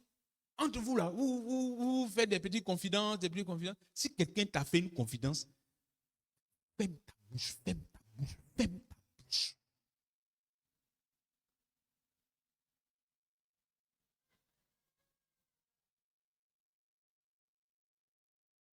Alors quand on dit secret là, quelqu'un peut venir se confesser à toi-même. Hein. Quelqu'un peut venir se confesser, comme Jacques a dit là, confesser vous les uns aux autres. Quelqu'un peut venir, une soeur peut venir, elle a commis une erreur, elle a péché, et puis elle vient. Vraiment, ça lui pèse sur la conscience, elle a essayé de garder ça le soir, mais tu vois, il y a des choses là. Avant que Dieu ne libère ta conscience là, il faut que tu confesses. Et elle était dans une situation comme ça. Et puis bon, finalement, elle a pris son courage à deux mains, elle a regardé, elle a regardé. Quand on vient te confier quelque chose là, c'est pas que on s'est levé le matin et puis c'est toi qui es venu dans sa tête. Non, la personne a calculé dans sa tête là-bas, calculé. Et puis elle a éliminé beaucoup de personnes. Je ne peux pas parler à celle-là. Je ne peux pas parler à lui là. Je ne peux pas dire à lui là. Celle-là, oui. Mais celui-là, oui. Et puis, la personne s'approche maintenant pour se confier à toi, pour se libérer. Elle pleure devant toi. Vous priez ensemble, tout ça. Bon, tout ça c'est bon, mais ça n'a qu'à rester là. Il ne faut pas aller prendre ça pour faire causerie. Tu vas prendre confidence pour faire confidence. Confidence de quelqu'un pour faire confidence à quelqu'un d'autre. Non. On ne fait pas ça, bien aimé, on ne fait pas ça. Ça gâte aussi dans l'église. Hein? Ça gâte dans l'église et ça gâte les relations entre les frères, entre les sœurs. Ça gâte, c'est pas bon. La personne, parfois, c'est pas péché, hein, mais la personne cherche un conseil par rapport à une situation de vie dans laquelle elle est. Elle cherche un conseil. Bon, tu dis, bon, ok, j'ai entendu, on va mettre ça en prière. Mais mets ça en prière. Il ne faut pas prendre ça pour aller faire sujet de prière dans ton groupe de prière. Hein? On ne fait pas ça. C'est confidence. Confidence. Parfois même, ce n'est pas, pas quelque chose de honteux forcément. Hein? Ça peut être même une bonne nouvelle même. Mais la personne dit c'est une confidence. Dès l'instant où on a mis le tampon de confidence dessus, là, même si c'est une bonne nouvelle, il dit c'est une confidence.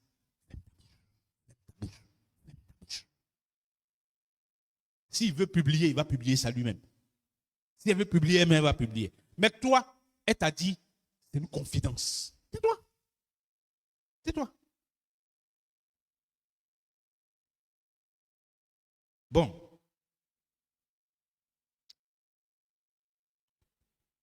Tu vois? Et puis, toujours dans cette situation, le frère ou bien la sœur vient se confier à toi. Selon la nature de sa confidence, tu dois réagir aussi. Hein. C'est pas parce qu'il est venu se confier à toi que bon, tout ton travail c'est d'écouter seulement et puis de te taire. Il est devant toi ou bien il est devant toi. Tu dois réagir. Tu dois réagir. Selon le contenu de la confidence, tu vas réagir. Si c'est pour lui donner conseil, si c'est pour lui dire même que là, tu as mal fait. Il faut réagir. Parce que confident, on dit là, ce n'est pas juste pour emmagasiner des secrets. Hein. On dit, je me confie à lui ou bien je me confie à elle. C'est juste pour... Il n'y en a qu'à emmagasiner tes secrets seulement. Ce n'est pas pour emmagasiner seulement. Quand tu m'exposes ça, c'est pourquoi on parle de ça. Donc, on parle de ça. C'est pour ça que, affaire de confidence là, on ne fait pas confidence à n'importe qui, à tout le monde. On ne fait pas confidence à tout le monde. Donc, si tu as ton affaire seulement, tu t'en donnes ici, tu t'en donnes là, tu t'en donnes là. Après, ça circule maintenant, tu dis, ouais, mais toi-même, tu as distribué déjà. Et puis, tu te plains encore. Donc, oui, s'il y a quelqu'un avec qui tu te sens plus à l'aise dans vos relations, et puis bon, tu peux parler plus librement avec la personne, et tu lui fais confiance, ok. Mais il faut que ça soit, surtout selon la nature de ta confidence. Si par exemple tu as un problème qui est sérieux, mais tu sais que lui là, il ne peut rien faire dans ton problème. Il faut trouver quelqu'un qui peut t'aider. Il faut trouver quelqu'un qui peut t'aider, avec qui tu as parlé. Quelqu'un qui peut t'aider. Sinon, ce n'est pas tout de faire, de faire une confidence à quelqu'un et puis, hop là, c'est fini. Non.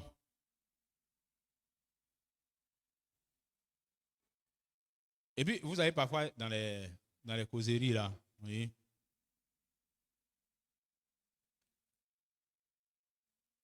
L'autre là m'a expliqué son affaire là. Je te dis, hein, mais il ne faut pas dire à quelqu'un. Parce qu'il m'a dit de ne pas dire à quelqu'un. Mais il t'a dit de ne pas dire, puis tu veux dire à quelqu'un.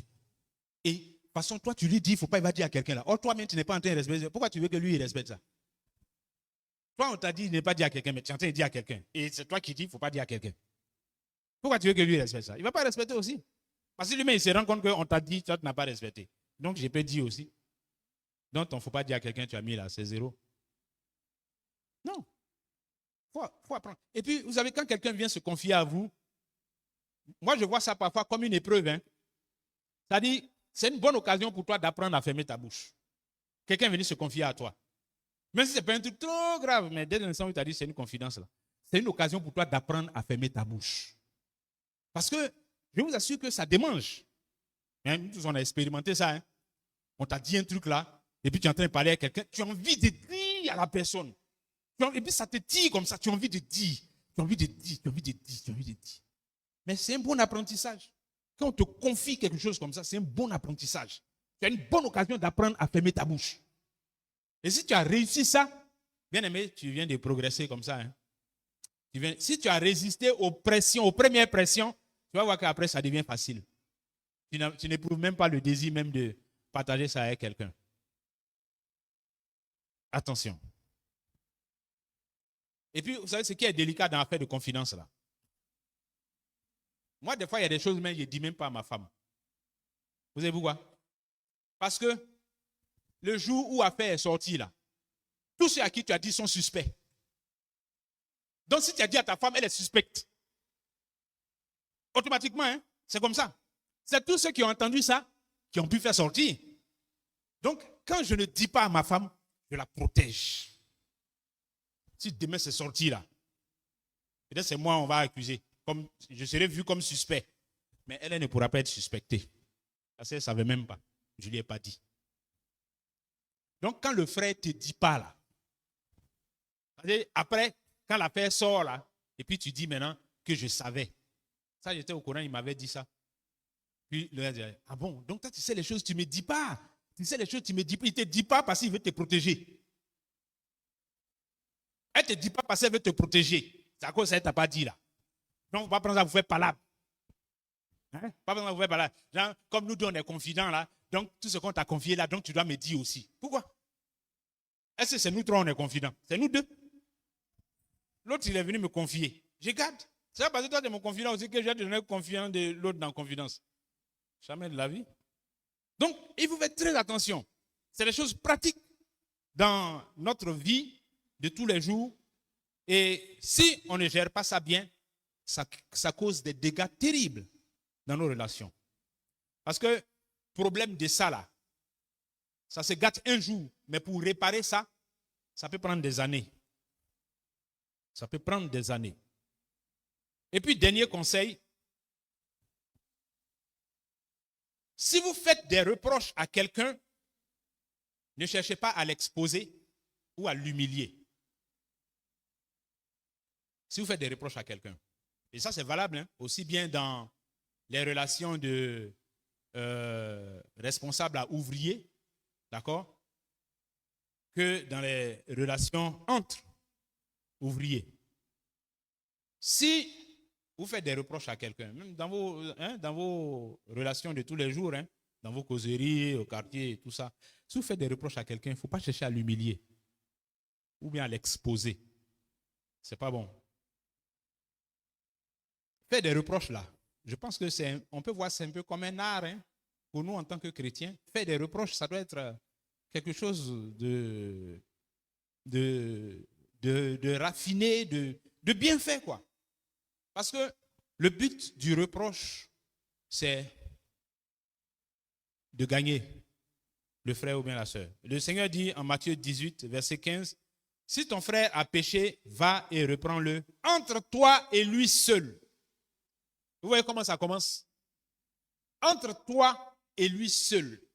Si le frère a péché ou bien la sœur a péché, va et reprends-le entre toi et lui seul. Et puis il ajoute, s'il t'écoute, tu as gagné ton frère. L'affaire est terminée. Donc, le but de ce reproche-là, c'était quoi? C'était de gagner le frère ou la sœur.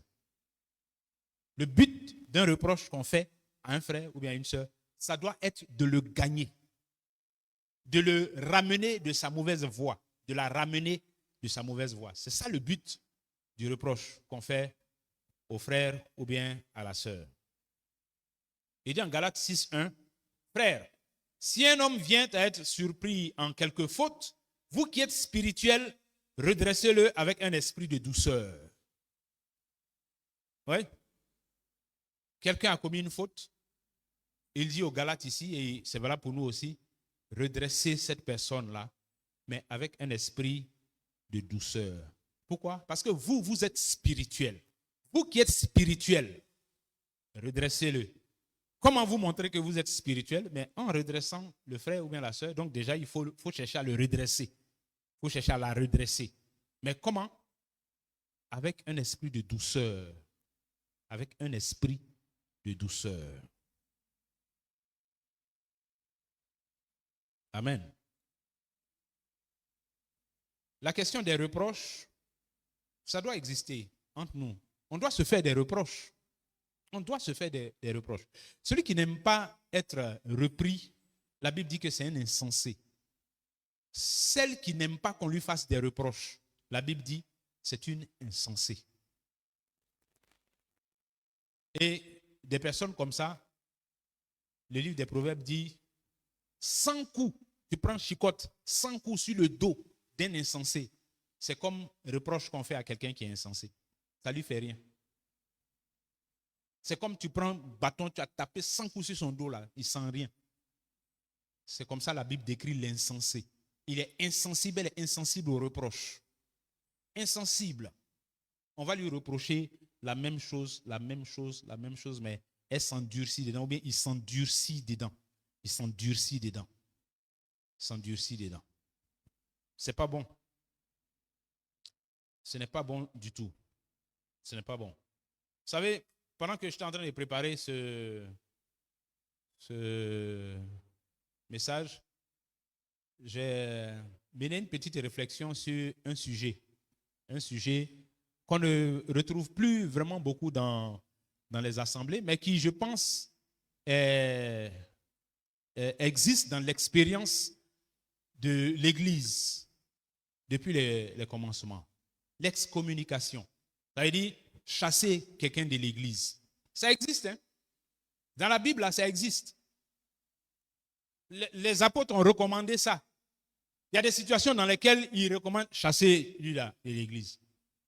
Chasser celle-là de l'Église. Oui, mais parce que l'Église de Jésus, là, il faut qu'on comprenne.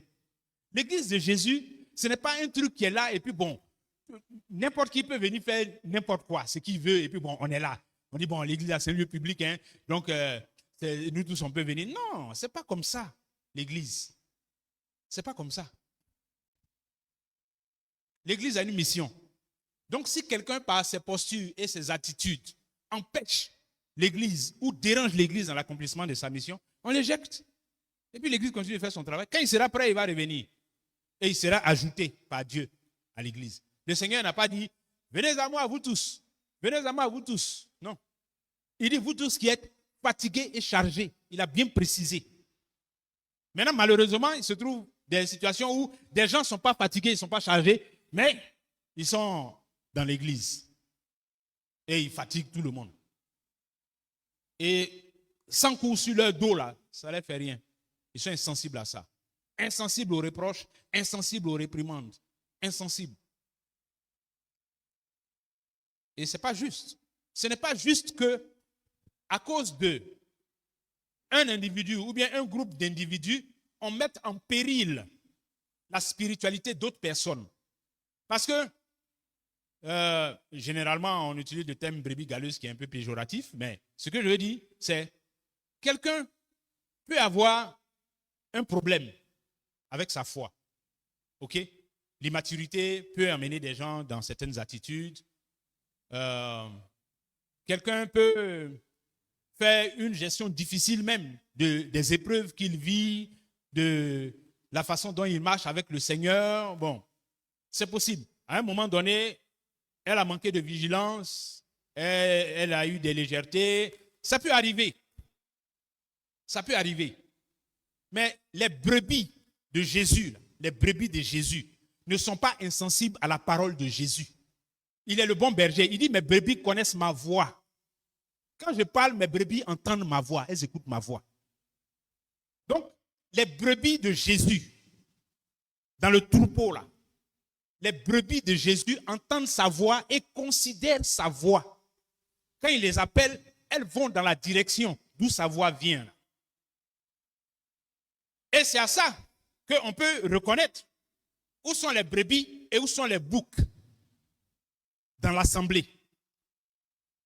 Si nous sommes des brebis du Seigneur Jésus, alors ça va se reconnaître par notre attitude devant sa parole, devant sa voix. Quand la parole de Dieu vient, à travers une exhortation, à travers une réprimande, à travers un avertissement, quelle est l'attitude qu'on adopte par rapport à ce pourquoi on a été averti, ce pourquoi on a été réprimandé? Quelle attitude on adopte? On se durcit, on se braque et on reste dans la même posture. Ça, c'est l'attitude du bouc. L'attitude de la brebis, c'est d'être humble et puis de changer. Mais parce qu'on est une brebis,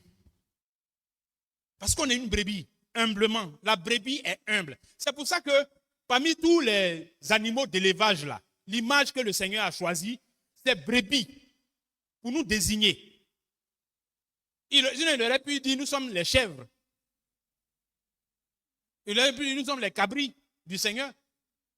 Hein? Parce que berger, là, il y a berger de cabri, il y a berger de chèvre, il y a berger de bœuf, il y a berger de quoi? De zébus, de buffles, il y a berger de tout ça. Et puis il y a berger de moutons, brebis. C'est pour moutons là, il a choisi pour mettre sur nous. Nous sommes des brebis. On n'a pas de cornes. Brebis n'a pas cornes. Nous sommes des brebis. C'est l'humilité qui nous caractérise en tant que brebis. De sorte que quand on est en train de s'égarer pour sortir du troupeau, pour nous ramener là, le berger ne souffre pas. Parce qu'on est des brebis. S'il y a un, que le berger est en train de se débattre avec lui, on doit bien regarder, est-ce que lui là, tu es en train de tirer là même ses brebis? Ce n'est pas Cabri qui est là. C'est ça. Et quand on réalise que c'est Cabri, c'est là le Seigneur dit, s'il n'écoute pas l'église, qu'il soit pour vous comme un païen. Laissez-le partir. Jésus même qui a dit ça. Si ton frère a péché, va, reprends-le entre toi et lui seul. S'il t'écoute, tu as gagné ton frère. S'il ne t'écoute pas, prends des gens, 2 personnes, vous partez. S'il ne vous écoute pas, prenez l'église à témoin. S'il n'écoute pas l'église, considérez-le comme un païen. Chassez-le du milieu de vous. Continuez votre marche. Parce que c'est un bouc. Ou bien c'est une cabri. Je ne sais pas, femelle de cabri là. C'est pas. Donc, laissez-le, il n'est pas fatigué, il n'est pas encore chargé. Laissez-le. Il va aller bien se fatiguer. Il y a encore un peu de force dans lui. C'est pour ça qu'il fait comme ça. C'est pour ça qu'il fait comme ça. Il sera bien fatigué là. Et ouais, il va venir doucement. On va dire, mets-toi ici. On va se mettre là. On fait comme ça. On fait comme ça. Doucement. L'obéissance sera facile, ça sera simple. Alléluia. Bien-aimés, c'était quelques conseils pratiques. Quelques conseils pratiques pour nous renouveler un peu dans tout ça. Hein? Dans cette réflexion-là concernant notre vie, notre présence dans l'Église, notre marche avec le Seigneur, le rapport que nous devons avoir avec le Seigneur, notre rapport avec la prière, la parole de Dieu, nos relations entre nous, frères et sœurs, et nos relations avec les inconvertis de partout, de nos familles, nos collègues, nos amis, etc.